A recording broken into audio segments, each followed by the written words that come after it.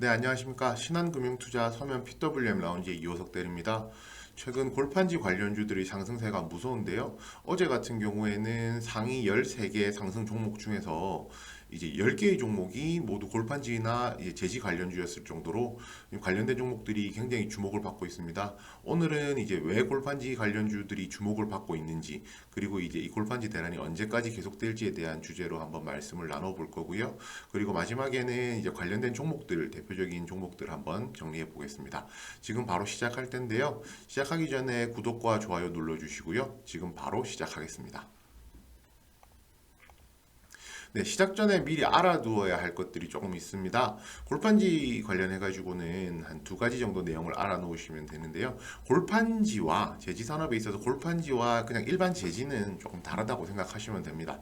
저희가 지금 보는 것은 이제 골판지와 백판지에 대해서 좀 살펴볼 건데요. 골판지는 저희 이제 기본 저희 사용하는 택배 상자, 이제 택배 박스 같은데 사용하는 그 종이가 두 장이 겹쳐져 있고 그 안에 물결 무늬로 해서 이제 완충제가 되는 종이가 들어가는 것을 골판지라고 부르고요. 백판지라는 것은 저희 뭐 과자라든지 이제 무슨 일반적인 포장된 물건, 얇은 종이로 포장돼 있는 이제 그 딱딱한 종이 있잖아요. 그 종이가 보통 백판지라고 부르고 있습니다. 그리고 이제 골판지 산업은 제지 산업은 스프레드가 이제 수익성의 대부분을 차지한다고 생각하시면 되거든요. 스프레드라는 것은 기본적으로 가격 차를 이야기하는데요. 쉽게 말해서 원료 물질과 원료를 사용해서 그 완제품을 만들었을 때 이 두 개 사이 가격 차가 많이 멀어지면 멀어질수록 회사의 수익이 점점 더 커진다는 것을 아시면 됩니다. 그리고 이제 올 초부터 사실 골판지 관련주들은 주목을 받고 있었거든요. 그래서 이제 올 초부터 기사를 한번 정리를 해보았는데요. 올 2월에 나왔던 기사입니다. 올 2월에는 이제 온라인 구매가 늘어나면서 택배 수요가 증가하고 있다라는 내용으로 이제 골판지 관련주들, 포장 관련주들이 급등을 했었고요. 올 10월부터 근데 이제 2월부터 해서 또 이제 3월 달에도 비슷한 내용이었고요. 8월에도 비슷한 내용으로 주가가 상승했습니다. 그렇지만은 올해 10월 달에 보시면요. 골판지 수급 차질에 대한 우려가 있어서 주가가 상승한다는 내용이 있거든요. 지금까지는 수요에 관한 이야기만 있었는데 이번에는 공급 측면에서 이야기가 한번 나왔고요. 그리고 이제 며칠 전이죠. 2020년 이제 11월 27일자로 나오기 시작한 기사들은 골판지의 가격이 인상될 것이라는 기대감 때문에 주가가 상승한다고 했습니다. 이것 또한 이제 공급자 쪽에서 이제 수요와 공급이 맞지 않으니까 이제 공급자 측에서 가격을 올리겠다라는 내용이었거든요. 그래서 이 부분이 오늘 제가 말씀드릴 뭐 주요한 내용이라고 생각하시면 됩니다. 네, 첫 번째는요, 이제 코로나 제3차 유행에 따라서 택배 수요가 급증하고 있다는 부분입니다.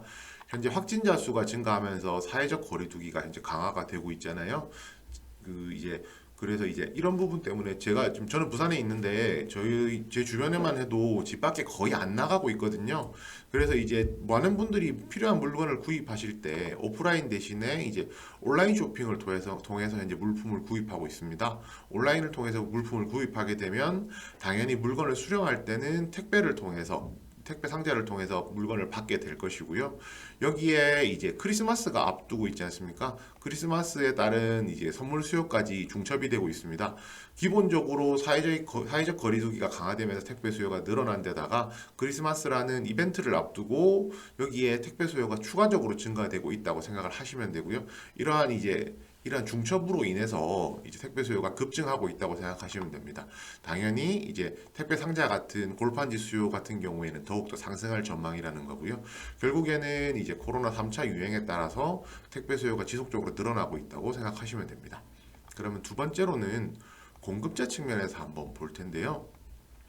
골판지 원지 가격 인상이 예고가 되고 있습니다. 아까 지금 택배 수요가 계속 늘어나고 있다고 했잖아요. 그러면 당연히 수요가 늘어나게 되면 공급 부족 현상이 일어날 수밖에 없는데요. 당연히 생산량이 못 따라갈 수도 있겠죠.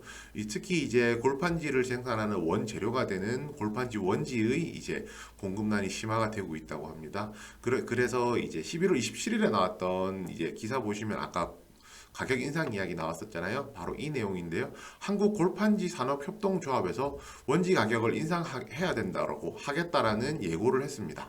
그렇게 되면서 이제 그 골판지 원지 가격이 인상이 될 것이기 때문에 이제 수혜가 된다라는 내용이었고요. 이제 이 내용이 왜 나오게 됐는지에 대해서 좀 살펴보아야 되는데요. 그 10월 12일에 대양제지의 안산공장에서 화재가 발생했습니다.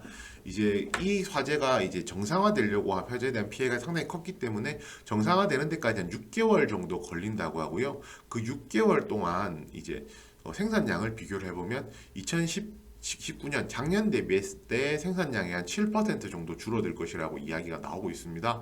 이 생산량이 줄어들고 있기 때문에 어찌됐건 간에 원재료가 계속 줄어들고 공급량은 줄어들기 때문에 당연히 이제 가격이 올라갈 수밖에 없는 상황이고요. 그 다음에 환경부에서 이제 폐지 수입 신고제라는 것을 시행하기로 했습니다. 이 폐지 수입 같은 경우에는 이제 폐지 가격이 2016년, 17년, 18년에는 되게 낮았었거든요. 그 이제 낮아진 이유는 무엇이었냐면요. 중국에서 더 이상 폐지를 수입하지 않겠다라고 이야기를 했었습니다. 환경에 관련된 문제였는데요. 그렇게 되면서 국내에서 수출해야 되던 폐지가 국내에 남아 돌게 되면서 폐지 가격 자체가 많이 떨어졌었거든요. 그런데 이번에 이제 환경부에서 폐지 수입 신고제를 시행을 하게 되면서 7월부터 시행했습니다. 시행을 하게 되면서 사실상 이것은 폐지를 수입하지 말라는 것과 똑같은 내용이거든요. 그래서 이제 사실상 그 폐지 수입이 어려워지면서 이제 그 원지 가격이 상승할 수 있는 이제 모든 여건이 다 갖춰졌다고 생각하시면 됩니다. 그래서 이제 중요한 것은요, 이제 앞으로 시세가 이 업종 골판지 대란이 어떻게 갈 것인지, 어떤 방향으로 갈 것인지에 대해서 한번 의구심을 가져야 보아야 될 것 같은데요. 우선 짧게는 크리스마스 까지 이제 수요가 급증할 것이라고 예상을 했었고요. 그리고 코로나가 이제 백신이 개발되고 모더나가 이제 백신 삼상이 됐고 긴급 승인한다고 했지만은 신청한다고 했지만 어찌됐건 간에 저희가 정상적인 생활을 하려면 내년 상반기까지는 기다려야 되는 상황이고요. 또 이제 아까 말씀드렸다시피 이제 6개월 정도 대양제지 같은 경우에는 이제 공장 정상화되려면 시간이 걸린다고 했잖아요. 그렇기 때문에 기간은 이제 한 내년 상반기 정도까지도 한번 보아야 할 것 같습니다. 또 이제 과거 사례를 통해서 유추를 할 수가 있는데요. 2016년에 신대양제지에서 공장에서 화재가 발생했습니다. 뭐 흐름상으로 봤을 때는 이번에 이제 대양제지하고 되게 비슷한 케이스라고 볼 수가 있는데요. 2016년에 그 공장 화재가 발생을 하고요. 2017년에 원지 가격이 52%까지 인상되었습니다. 그 이제 그 52% 인상이 되었는데 이제 여기서 보면은 이제 태경 페이퍼 같은 경우가 기존에 톤당 45만 원 정도 하는 것을 이제 53만 원까지 인상을 했었고요.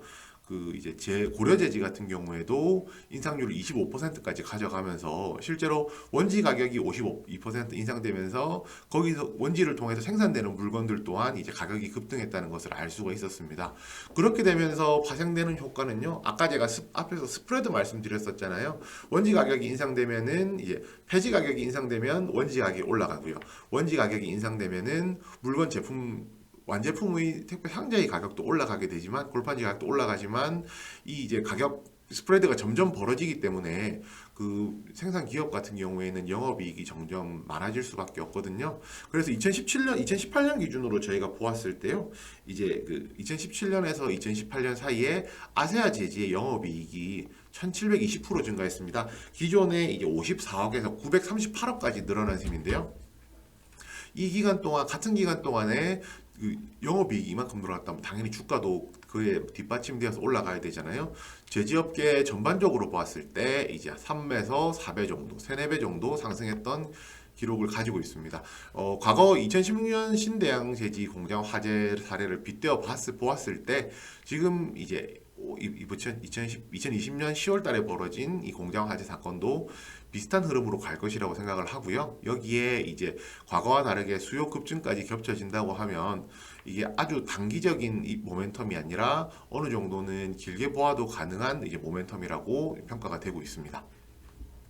마지막으로 이제 주목해볼 종목에 대해서 설명을 드리겠습니다. 첫 번째는 이제 대형 포장인데요. 대형 포장 같은 경우에는 이제 골판지 원단부터 원지부터 해서 이제 생산까지 밸류 체인이 일괄적으로 생산을 하고 있습니다. 수직 계열화가 현재 되어 있는 상황이고요.